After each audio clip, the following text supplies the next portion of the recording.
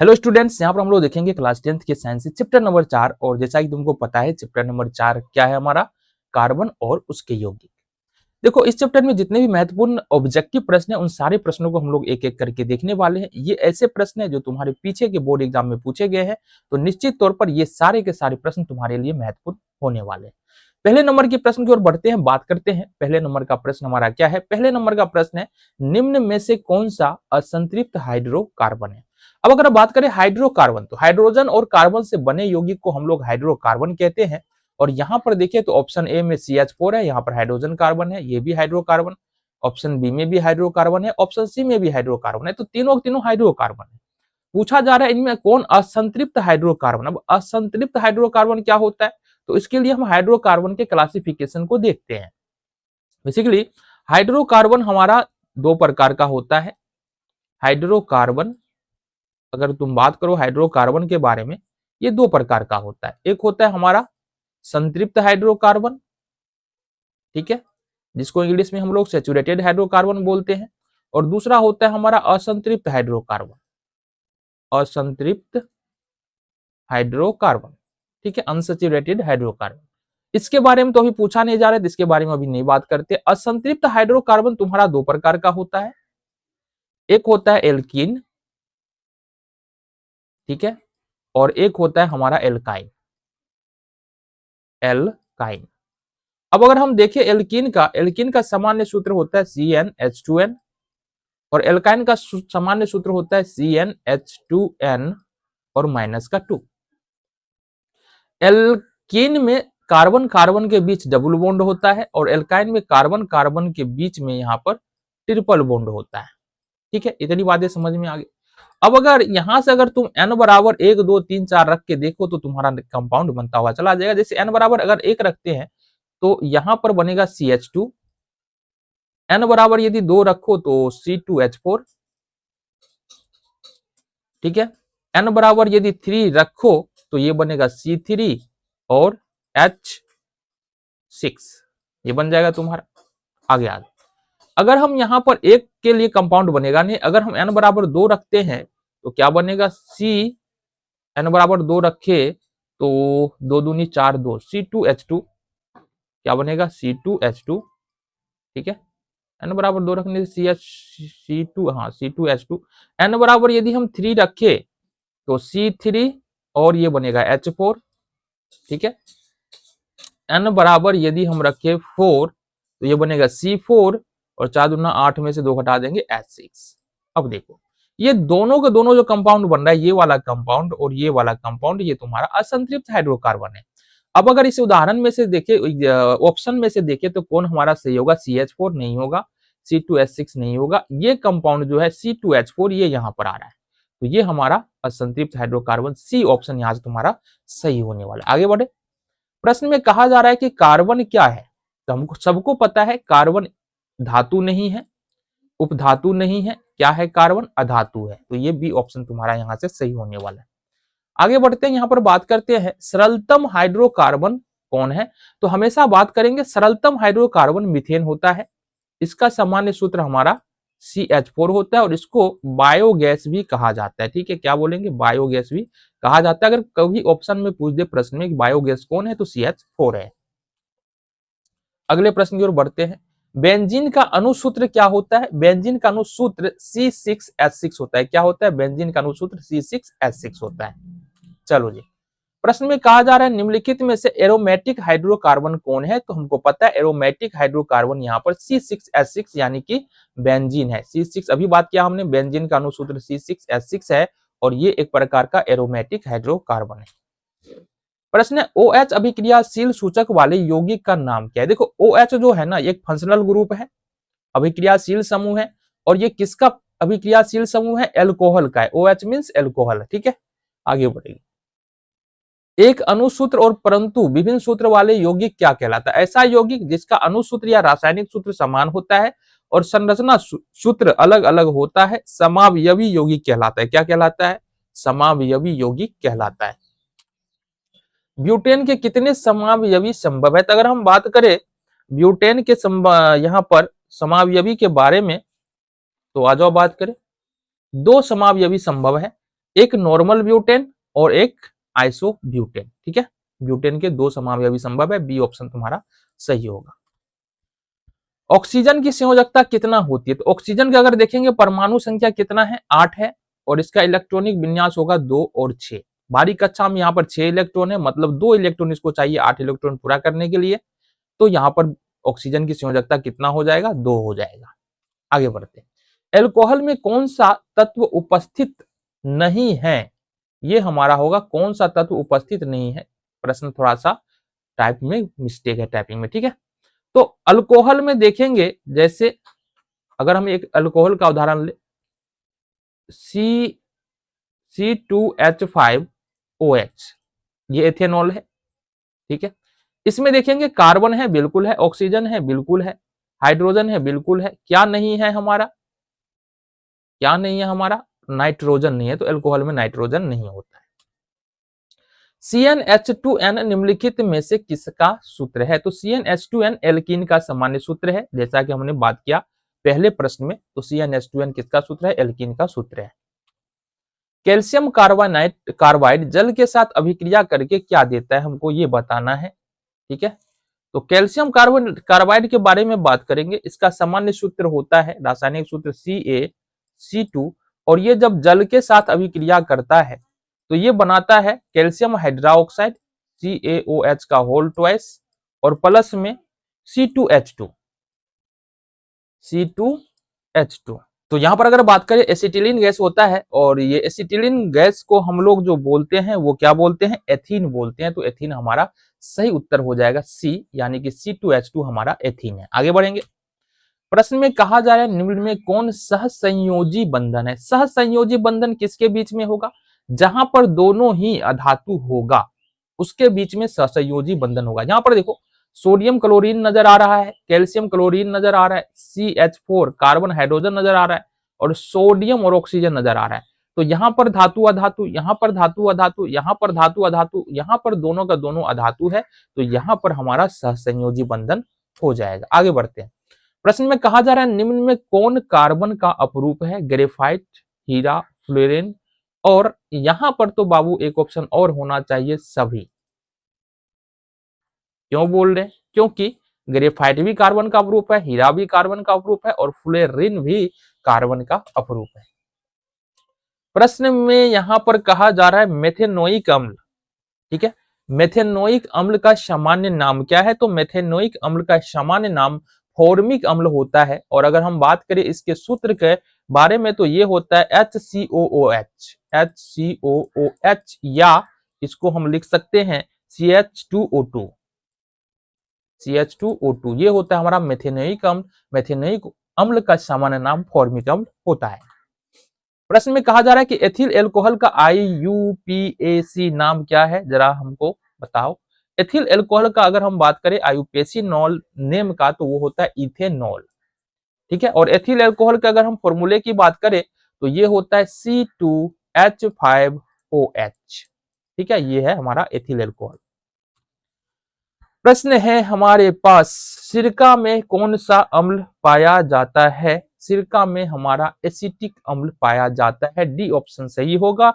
और अगर बात करते एसिटिक अम्ल के फॉर्मूले के बारे में तो ये होता है CH3COOH, ये होता है एसिटिक अम्ल का सूत्र। चलो जी, वनस्पति तेलों में क्या होता है? तो लंबी असंतृप्त हाइड्रोकार्बन श्रृंखला होता है, लंबी असंतृप्त हाइड्रोकार्बन श्रृंखला, बी ऑप्शन यहाँ पर सही है। वनस्पति तेलों में लंबी असंतृप्त हाइड्रोकार्बन श्रृंखलाएं होती है। प्रश्न में कहा जा रहा है ग्लूकोज का रासायनिक सूत्र क्या होता है? ग्लूकोज का रासायनिक सूत्र होता है C6H12O6, बी ऑप्शन यहाँ से तुम्हारा सही होगा, ये तुमको ध्यान रखना है। आगे बढ़ेंगे। इथेन में कितने सहसंयोजक बंधन है, जरा ये हमको बताना। तो इथेन का सूत्र जो होता है ना, वो क्या होता है? C2H6, ये होता है इथेन का सूत्र। अब अगर इसके बनावट को देखेंगे, अगर लिखे तो C2 हो गया हमारे पास इस प्रकार से, मिथेन इथेन है ना, तो ये हो गया हमारा। ध्यान से देखो, अब इसमें बंधनों की संख्या, सहसंयोजी बंधन कितने हैं, अगर इसको देखने के लिए जाएंगे तो कैसे गिनोगे? 1 2 3 4 5 6 और ये 7 सहसंयोजी बंधन है, डी ऑप्शन तुम्हारा यहां से सही होगा।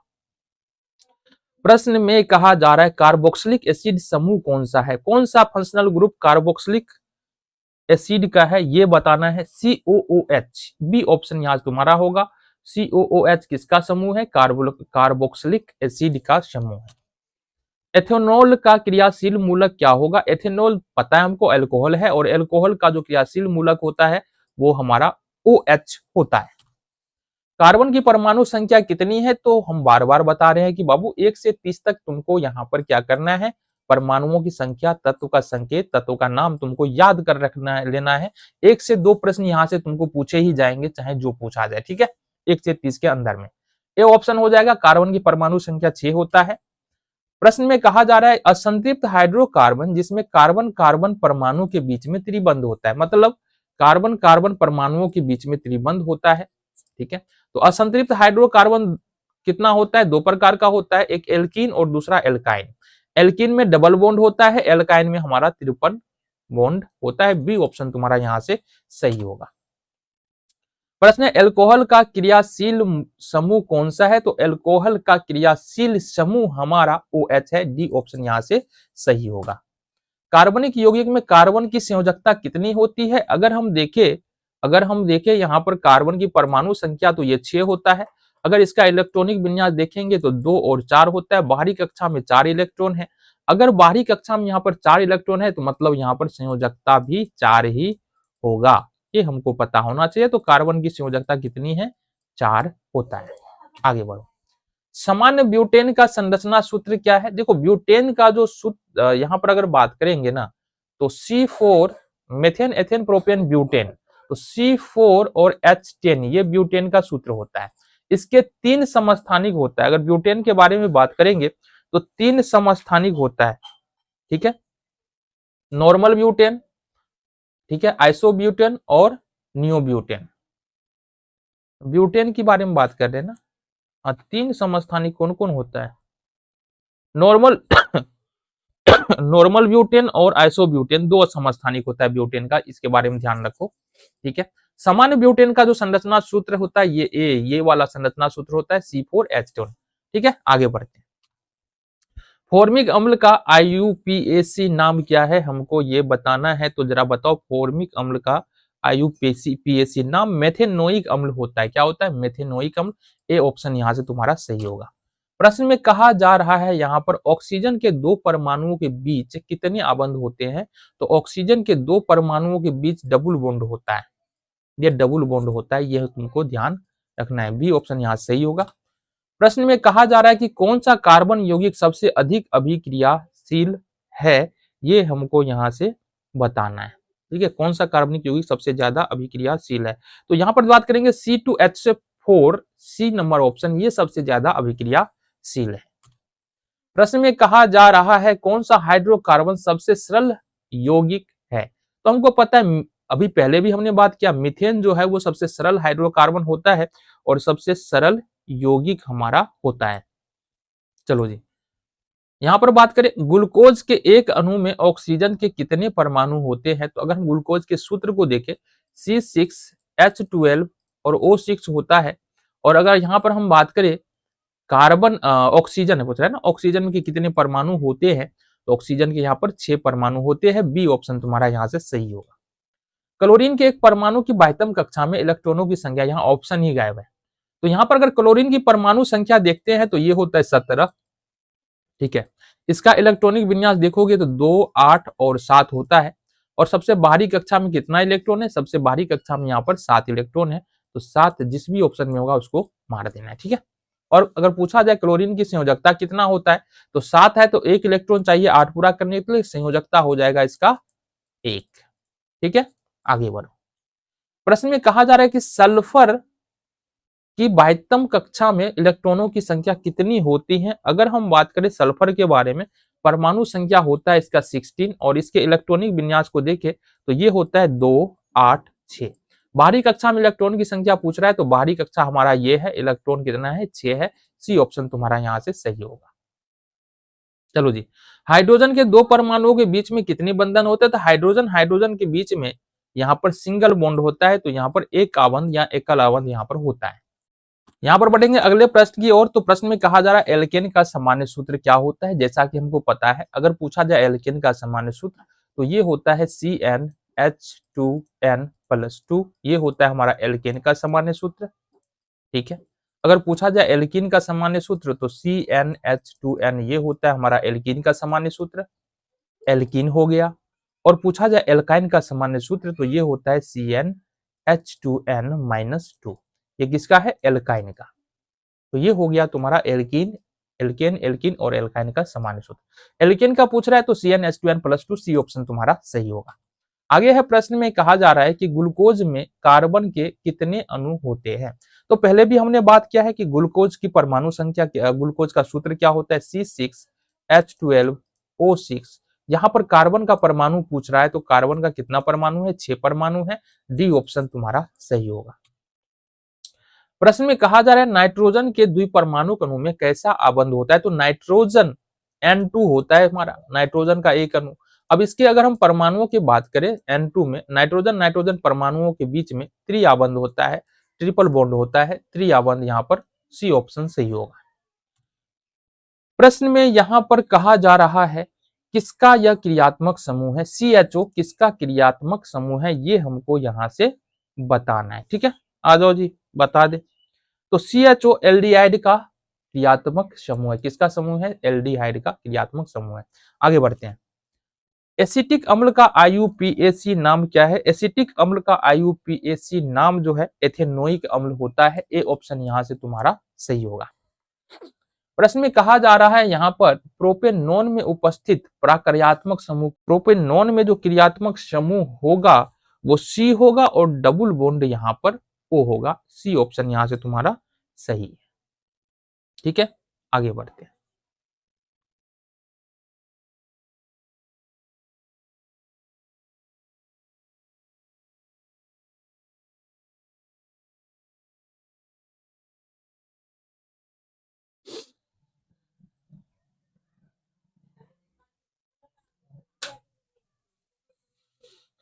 आगे बढ़े। प्रश्न में कहा जा रहा है प्रोपेन का आणविक सूत्र C3H8 है। इसमें कितने सहसंयोजक बंधन होते हैं। तो अगर हम देखें प्रोपेन का संरचना सूत्र बनाएं, 1 2 3 कार्बन है। यहाँ पर अगर हाइड्रोजन सब में लगाए H H H, यहाँ भी H लग जाएगा, ये होगा H H, यहाँ भी H लग जाएगा, ये होगा H और H। तो ये हो गया हमारा प्रोपेन। अब अगर सहसंयोजक बंधन की संख्या गिने, 3 यहाँ है, 3 यहाँ है, 6 6 1 7 1 8 8 और 9 और 10, तो 10 सहसंयोजक बंधन है। डी ऑप्शन तुम्हारा यहाँ से सही हो जाएगा। प्रश्न में यहाँ पर कहा जा रहा है निम्न में से कौन मुख्यतः बायोगैस है। बायोगैस के बारे में हमने बात किया, मेथेन को हम लोग बायोगैस बोलते हैं। बी ऑप्शन तुम्हारा यहाँ से सही होगा। प्रश्न में कहा जा रहा है 1 पिकोमीटर किसके बराबर होता है। तो हमने पहले ही बताया 1 पिकोमीटर 10⁻⁻12 मीटर के बराबर होता है। ए ऑप्शन तुम्हारा यहां से सही होगा। प्रश्न में कहा जा रहा है COOH किसका यहाँ पर क्रियाशील अभिक्रियाशील मूलक है। तो यहाँ पर COOH जो है किसका है भाई साहब बता दो, अम्ल का। किसका है? अम्ल का क्रियाशील मूलक है। ये तुमको यहां से ध्यान रखना है। आगे बढ़ते हैं। एक अणुसूत्र परंतु विभिन्न संरचना सूत्र वाले यौगिक क्या कहलाता है। अणुसूत्र समान होता है, संरचना सूत्र अलग अलग होता है। मतलब जैसे कि हम बात करें CH4 के बारे में, तो इसका अणुसूत्र क्या है? CH4, ये अणुसूत्र हो गया। इसका संरचना सूत्र क्या है? C1 2 3 4, ये इसका क्या हो गया? संरचना सूत्र। तो कोई एक ऐसा कंपाउंड है जिसका अणुसूत्र समान है बट ये जो संरचना सूत्र है ये अलग अलग हो रहा है, ऐसे यौगिक को हम लोग समावयवी यौगिक कहते हैं। प्रश्न है यहाँ पर एल्कीन श्रेणी के सदस्यों का सामान्य सूत्र क्या होता है। एल्केन एल्कीन, एल्कीन का होता है CnH2n, जैसा कि हमने पहले भी बात किया है। प्रश्न है एल्डिहाइड श्रेणी के सदस्य का क्रियाशील समूह क्या होता है, जरा ये हमको यहाँ पर बताना है। एल्डिहाइड का होता है हमारा CH और डबल बॉन्ड O। देखो कौन सा ऑप्शन है हमारा, सी ऑप्शन सही है। तो एल्डिहाइड का ये क्रियाशील समूह है। आगे बढ़ते हैं। फ्लोरीन अपरूप है। फ्लोरीन किसका अपरूप है? फ्लोरीन कार्बन का, फ्लोरीन कार्बन का अपरूप है। ठीक है, फ्लोरीन हो गया, ग्रेफाइट हो गया, हीरा हो गया, सब का सब कार्बन का अपरूप है। प्रश्न में कहा जा रहा है निम्नलिखित में कौन उपधातु है, कौन उपधातु है जरा ये बताओ। तो हमको पता है एंटीमनी Sb हमारा क्या है, उपधातु है। वायुमंडल में CO2 गैस कितना प्रतिशत उपस्थित है, तो वायुमंडल में CO2 गैस 0.03% से 0.04% उपस्थित होता है। सी ऑप्शन तुम्हारा यहां से सही होगा। कार्बन हाइड्रोजन से संयोग करके क्या बनाता है, तो हमने पहले नंबर के प्रश्न में बताया था कि कार्बन और हाइड्रोजन जब संयोग करता है तो यहां पर हमारा बनाता है हाइड्रोकार्बन। आगे बढ़ेंगे। तो इस प्रश्न में पूछा जा रहा है कि निम्नलिखित में कौन एल्काइन है, तो सारे के सारे ऑप्शन अगर देखें, एल्काइन का सामान्य सूत्र CnH2n-2 होता है और इस प्रकार से एल्काइन हमारा बनता है। तो C बराबर 4 वाला तो हमारा आ ही नहीं रहा है, C बराबर 2 वाला ही आ रहा है, C2H6, C2H4, C2H2, CH4। ठीक है, तो C2H2 हमारा C ऑप्शन यहां से तुम्हारा सही होगा। आगे बढ़ेंगे। प्रश्न है bond C double bond O किसका क्रियाशील मूलक है, ये हमको बताना है। तो यहां पर अगर हम ध्यान से देखें तो ये है कीटोन का क्रियाशील मूलक। किसका है, कीटोन का। ये ऑप्शन तुम्हारा सही होगा। प्रश्न में कहा जा रहा है कि इथीन के एक अणु में कार्बन के दो परमाणुओं के बीच आबंध की संख्या कितना होता है। तो अगर इथेन का हम सूत्र देखें तो इथेन का सूत्र होता है C2H4 और इसका अगर हम बनाए यहाँ पर स्ट्रक्चरल फॉर्मूला, संरचना सूत्र, तो कार्बन कार्बन के बीच में डबल बॉन्ड होगा और इस दोनों कार्बन के साथ दो दो हाइड्रोजन यहाँ पर जुड़ा रहेगा। तो यहाँ पर कार्बन कार्बन के बीच कितने आबंध होते हैं, तो डबल बॉन्ड होते हैं, दो आबंध होते हैं। चीनी का रासायनिक सूत्र क्या है, तुमको पता है चीनी का रासायनिक सूत्र होता है C12H22 और O11। देखो सी ऑप्शन यहां से सही होगा।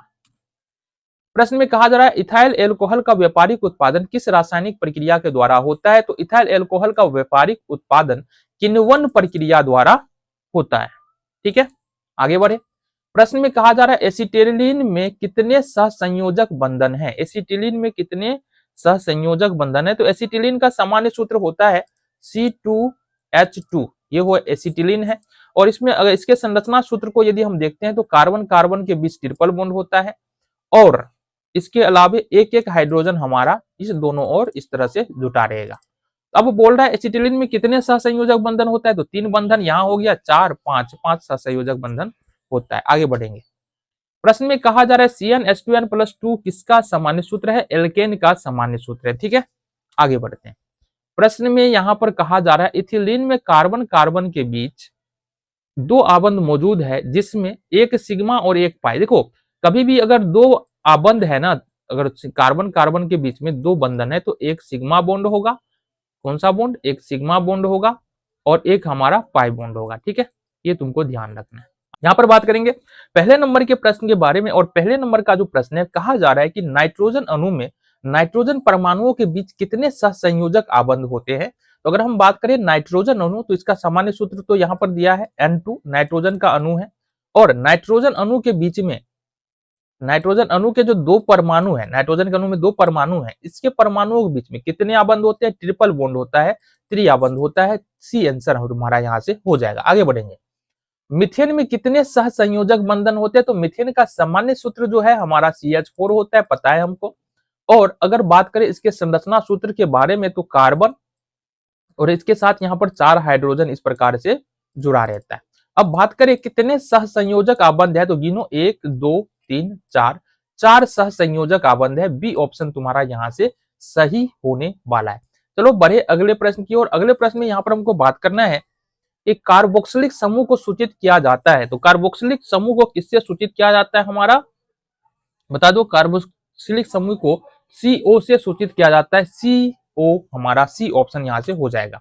आगे बढ़ेंगे। इथाइल एल्कोहल का अनुसूत्र क्या होता है, तो इथाइल एल्कोहल का अनुसूत्र होता है C2H5OH, यहां पर बी ऑप्शन तुम्हारा सही होगा।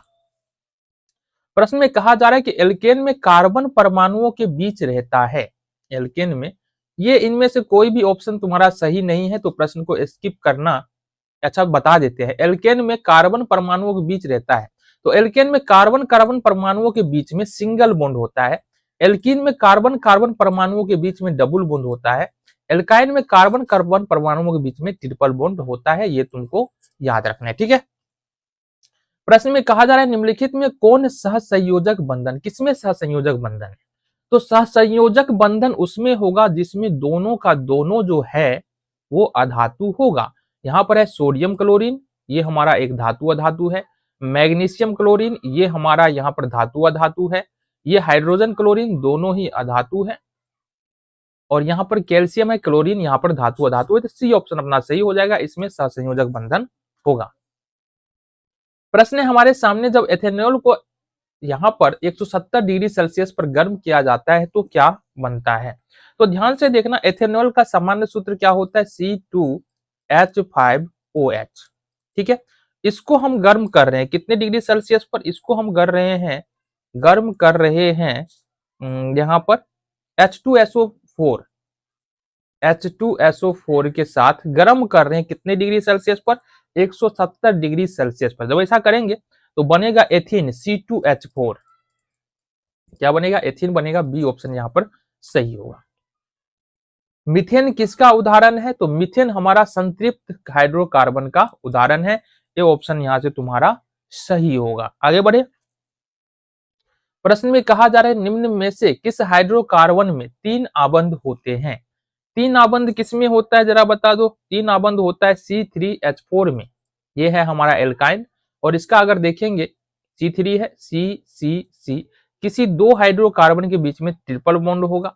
अब जिसमें ट्रिपल बॉन्ड है उसमें एक हाइड्रो 3 हो गया और एक 4 हो गया। एक हाइड्रोजन यहाँ पर जुड़ेगा, यहाँ पर 3 और 1 4 हो गया, और यहाँ पर हमारा 2 हाइड्रोजन यहाँ पर जुड़ने वाला है।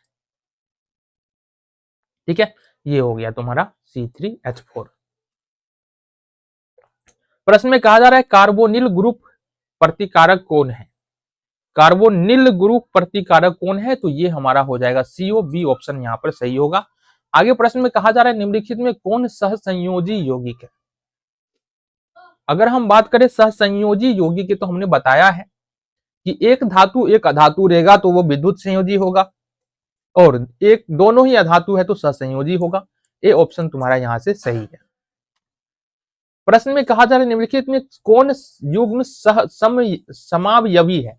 समावयवी मतलब अनुसूत्र समान होगा, संरचना सूत्र भिन्न भिन्न होगा। तो हमको खोजना है किसका अनुसूत्र समान है। तो बी नंबर ऑप्शन में देखो C2H5OH, यानी कि C2 है, कार्बन का 2 परमाणु, हाइड्रोजन का यहाँ पर 5 1 6 परमाणु, और ऑक्सीजन का 1 परमाणु। ठीक है, इधर वाले में देखेंगे यहाँ पर CH3O में कार्बन का यहाँ पर 2 परमाणु, हाइड्रोजन का 3 और 3 6 परमाणु, और ऑक्सीजन का देखेंगे यहाँ पर तो ऑक्सीजन का 1 परमाणु। तो ये दोनों सूत्र जो है लगभग समान है, लगभग क्या पूरी तरह से समान है।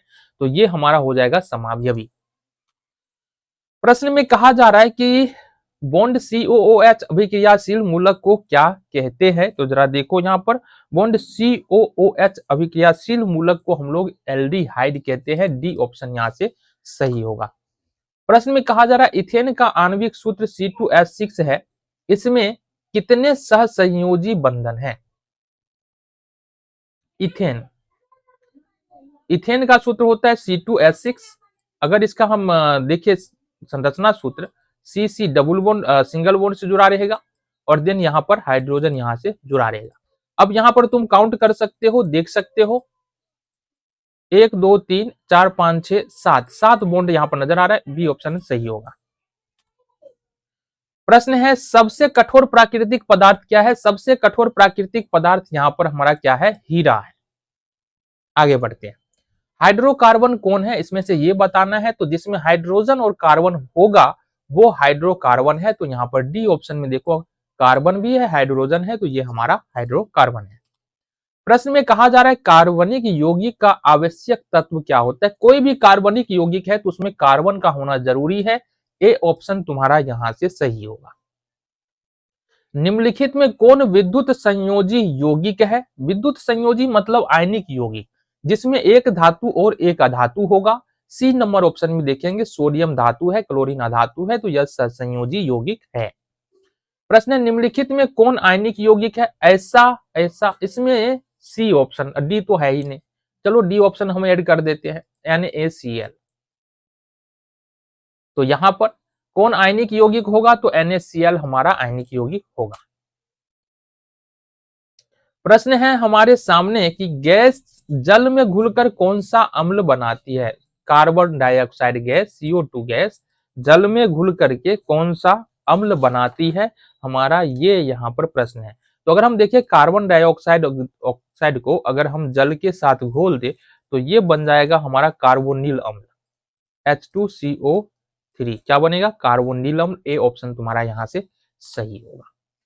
प्रश्न है ब्यूटोनोन चतुकार्बनिक यौगिक है जिसका क्रियात्मक समूह क्या है। तो ब्यूटोनोन का क्रियात्मक समूह जो है ये होता है हमारा कीटोन। क्या होता है? कीटोन। ब्यूटोनोन का कार्बनिक समूह कीटोन होता है। आगे बढ़ेंगे। निम्न में कौन सी गैस धातु में वेल्डिंग के लिए प्रयुक्त की जाती है। तो हमने पहले भी बताया ऑक्सीजन और एसिटिलीन का प्रयोग धातुओं के वेल्डिंग में प्रयोग किया जाता है। डी ऑप्शन तुम्हारा यहाँ से सही होगा। प्रश्न है जब एथेनॉल को सांद्र H2SO4 के साथ गर्म किया जाता है तब क्या बनता है। तो जब एथेनॉल को यहाँ पर H2SO4 के साथ गर्म किया जाता है तो C2H4 यहाँ पर बनता है। ए ऑप्शन यहाँ से सही होगा। इसको हम लोग एथीन कहते हैं। अनुसूत्र C5H12 के कितने श्रृंखला समयव है। अब ये C5H12 यहाँ पर क्या है? पेंटेन है। और पेंटेन के कितने समावयवी संभव है? हमको पता है पेंटेन के 3 समावयवी संभव है। कौन सा हाइड्रोकार्बन कमरे के ताप पर ठोस होता है। तो अगर हम बात करें कमरे के ताप पर ठोस हाइड्रोकार्बन तो ये है हमारा कौन सा? Octane C8H18। ऑक्टेन हमारा कमरे के ताप पर ठोस होता है। अगला प्रश्न है निम्न में किसके जल अपघटन से मीथेन बनता है। तो यहाँ पर एल्यूमिनियम कार्बाइड। सी ऑप्शन है। एल्यूमिनियम कार्बाइड के जल अपघटन से हमारा मीथेन गैस बनता है। अब अगर अभिक्रिया देखना चाहो तो ये भी हम देख सकते हैं। ये होता है Al4C3 एल्यूमिनियम कार्बाइड रिएक्शन करेगा जल के साथ तो ये क्या बना देगा? ये बना देगा हमारा AlOH का हल थ्राइस और साथ ही साथ बनाएगा हमारा CH4। तो यही तो हमारा प्रश्न था किसके जल अपघटन से हमारा मीथेन बनता है। तो एल्यूमिनियम कार्बाइड के जल अपघटन से हमारा मीथेन बनता है। प्रश्न में कहा जा रहा है कि विस्तृत सूर्य के प्रकाश में मीथेन क्लोरीन के अधिक में अभिक्रिया करके क्या बनाता है। जब मीथेन और क्लोरीन के बीच में अभिक्रिया करेंगे ना और मीथेन बहुत अधिक है, मीथेन खत्म होने वाला नहीं है, तो इस स्थिति में हमको क्या बनेगा? अंतिम प्रोडक्ट जो होगा वो हमारा CCl4 होगा, कार्बन टेट्राक्लोराइड होगा। बी ऑप्शन यहाँ से तुम्हारा सही होगा। प्रश्न है C16 जो कि हमारा कार्बन का एक अपरूप है, फ्लोरीन जिसको बोला जाता है, इसकी आकृति कैसी होती है। तो इसकी आकृति फुटबॉल जैसी होती है। फ्लोरीन यानी C60 कार्बन का अपरूप है, इसकी आकृति कैसी होती है? फुटबॉल जैसी होती है। प्रश्न में कहा जा रहा है आयोडीन के निम्न किस द्रव में घोलने से टिंचर आयोडीन बनता है। ठीक है, आयोडीन और एथिल एल्कोहल। देखो आयोडीन और एथिल एल्कोहल यहाँ पर अगर दोनों को घोलते हैं तो फिर हमको क्या बनता है? टिंचर आयोडीन यहाँ पर बनता है। तो बी ऑप्शन तुम्हारा यहाँ से सही होगा। प्रश्न में कहा जा रहा है निम्नलिखित में कौन समजात है। जरा ध्यान से देखना, 90 नंबर का प्रश्न है हमारा। प्रोपेनॉन और ब्यूटेनॉन, ये हमको पता है ना, प्रोपेनॉन ब्यूटेनॉन दोनों में नॉन लगा है। ध्यान से देखना, प्रोपेनॉन और ब्यूटेनॉन दोनों में नॉन लगा है, मतलब ये समजात होगा, एक ही क्रियाशील समूह से बना होगा। प्रश्न में कहा जा रहा है निम्नलिखित में मीथेन किसका उदाहरण है। तो मीथेन संतृप्त हाइड्रोकार्बन का उदाहरण है। ए ऑप्शन यहाँ से तुम्हारा सही होगा। अगला प्रश्न है हीरे में कार्बन परमाणुओं को बांधे रखने वाले कौन से बंधन हैं। तो हीरे में कार्बन परमाणुओं को बांधे रखने के लिए सहसंयोजी बंधन है। कौन सा बंधन है? सहसंयोजी बंधन। अगला प्रश्न है यहाँ पर अगर हम बात करते हैं 93 नंबर का प्रश्न है कि 1 ब्यूटीन तथा 2 ब्यूटीन किस प्रकार के समअवयवी है। तो ये स्थान समअवयवी है। कैसा समअवयवी है? स्थान समअवयवी है। आगे बढ़ेंगे। प्रश्न में कहा जा रहा है कि निम्न में कौन योगशील अभिक्रियाएं प्रदर्शित करता है। तो अगर हम बात करें योगशील प्रक्रिया तो ये हमारा एल्कीन प्रदर्शित करता है। कौन करता है प्रदर्शित? एल्कीन। योगशील अभिक्रियाएं एल्कीन प्रदर्शित करती है। प्रश्न है एल्कोहल बनाने में शर्करा का किण्वन किसकी क्रिया से होता है। तो एल्कोहल बनाने में यहाँ पर शर्करा का किण्वन जो है वो एंजाइम की प्रक्रिया से होता है। ए ऑप्शन हमारा सही होगा। प्रश्न है ओलेइक, स्टेरिक और पामीटिक अम्ल है, क्या है हमारा यहाँ पर देखो जरा, ये है हमारा वसीय अम्ल। कैसा अम्ल है? ओलेइक, स्टेरिक और पामेटिक अम्ल जो है हमारा वसीय अम्ल है। सी ऑप्शन यहाँ से सही होगा। प्रश्न है हमारे सामने 97 नंबर का, संतृप्त वसा स्वास्थ्य के लिए हानिकारक होता है।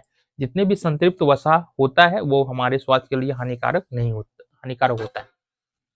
अगला प्रश्न है प्रथम कार्बनिक यौगिक यूरिया का संश्लेषण किसने किया था? तो प्रथम कार्बनिक यौगिक यूरिया का संश्लेषण वोहलर के द्वारा यहाँ पर किया गया था।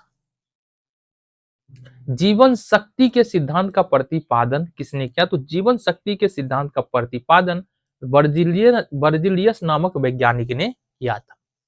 प्रश्न है हमारा अगला, कार्बनिक यौगिकों में तत्वों के संयोग का आधार होता है, क्या होता है जरा बताना हमको, क्या होता है? सहसंयोजकता होता है। कार्बनिक यौगिकों में तत्वों के संयोग का आधार सहसंयोजकता होता है। प्रश्न है डालडा में उपस्थित वसा अम्ल किस प्रकृति का होता है? तो डालडा में जो उपस्थित वसा अम्ल होता है वो संतृप्त होता है, और पता है संतृप्त वसा हमारे लिए हानिकारक होता है, इसलिए डालडा हमारे लिए हानिकारक है। प्रश्न है हमारे सामने कि 1 ब्यूटीन 2 मेथिल 1 प्रोपिन क्या प्रदर्शित करता है? तो ये श्रृंखला समावयवता प्रदर्शित करता है।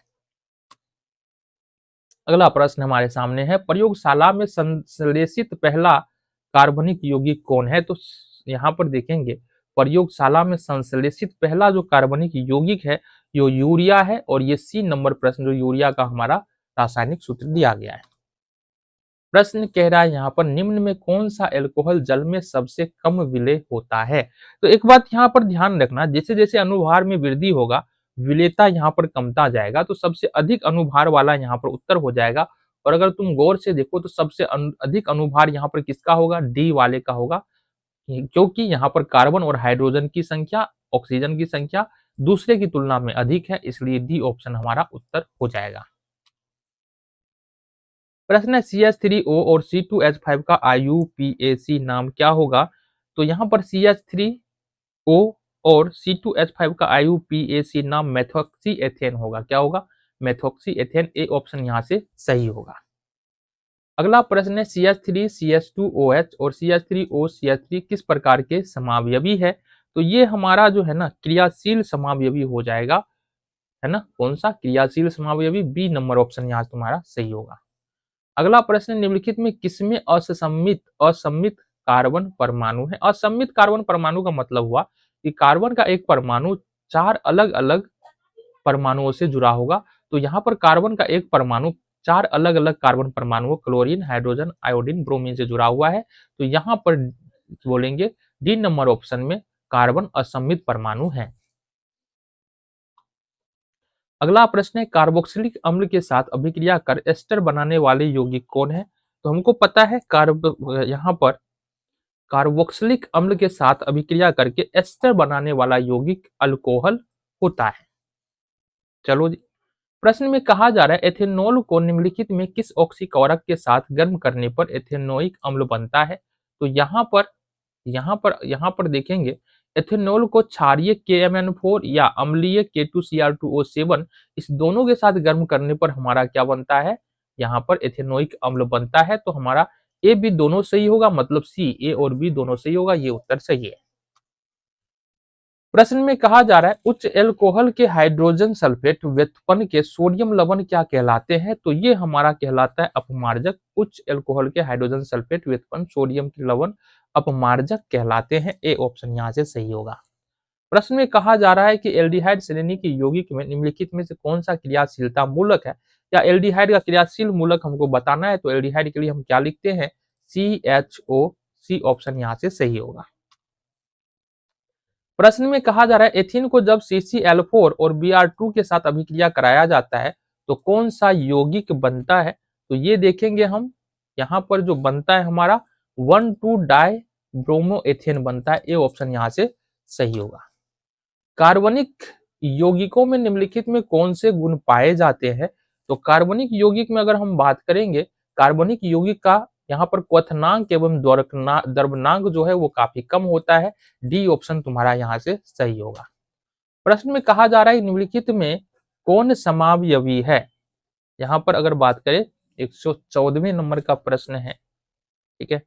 तो ये हमारा बोला जा रहा है निम्नलिखित में कौन समावयवी है। ये बी ऑप्शन यानी कि एथिल एल्कोहल और डाइमेथिल ईथर ये हमारा समावयवी है। आगे बढ़ेंगे। कार्बन का एक अनूठा परमाणु है क्योंकि कार्बन अन्य दूसरे पर कार्बन से जुड़कर लंबी श्रृंखला वाले बनाने की क्षमता रखता है। कार्बन के यौगिक की संख्या सर्वाधिक है। जंतु एवं वनस्पति जगत में उपस्थित यौगिक मुख्यतः कार्बन के बने होते हैं। उपयुक्त सभी, तो ये हमारा डी ऑप्शन हो जाएगा क्योंकि ये सभी गुण कार्बन के अंदर में पाए जाते हैं। डी ऑप्शन हमारा सही होगा।